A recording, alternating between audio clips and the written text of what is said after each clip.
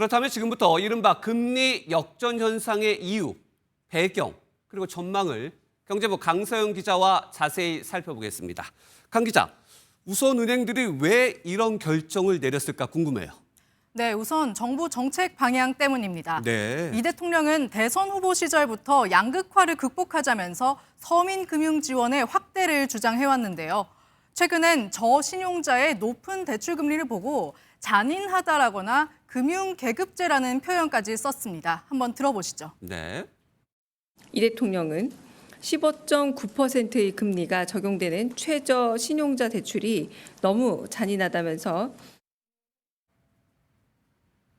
네, 은행들은 매분기 최고 실적을 내고도 이자 장사를 한다는 눈총을 받아오고 있는데요. 보신 것처럼 아무래도 정치권의 눈치를 볼 수밖에 없었겠죠. 대통령께서 말씀을 하시니까 세 번이나 말씀하셨기 때문에 좀 부담을 느끼는 건 사실입니다. 대통령의 얘기도 있었고 취지도 일단 좋아 보여요. 손해를 그런데 은행이 볼 수 있을 것 같은데 혜택 받는 사람은 어느 정도 됩니까? 네, 저희가 자세히 설명을 해드리겠습니다. 네. 신용점수 600점 이하인 경우가 가장 많은 혜택을 보는데요. 저희가 자세히 계산을 해봤더니 전체 신용자의 5% 정도고 인원은 300만 명에 가까울 것으로 추산이 되고 있습니다. 비중이 높지 않기 때문에 고신용자를 역차별하는 게 아니라 소수자인 저신용자를 위해서 하는 선별적 복지다, 이런 주장도 나오는 이유입니다. 선별적 복지다. 그런데 일부에서는 이런 생각이 날 수도 있겠어요. 그동안 난 잘 갚았다, 이자. 그런데 나보다 신용이 안 좋은 사람이 나보다 금리가 낮으면 너무 억울한 거 아니냐. 이런 걱정이 나오는 거 사실 아닐까요? 네, 충분히 가능한 걱정입니다. 특히 중산층이라고 할 수 있는 중신용자들은요, 고신용자도 아니고 또 우대금리도 없어서 아이러니하게 금리가 가장 높습니다. 극단적으로 보면은 빚을 안 갚고 그냥 저신용자 신분을 선택할 가능성도 있어 보인다는 건데요. 하지만 고신용자라고 해서 문제가 없진 않습니다.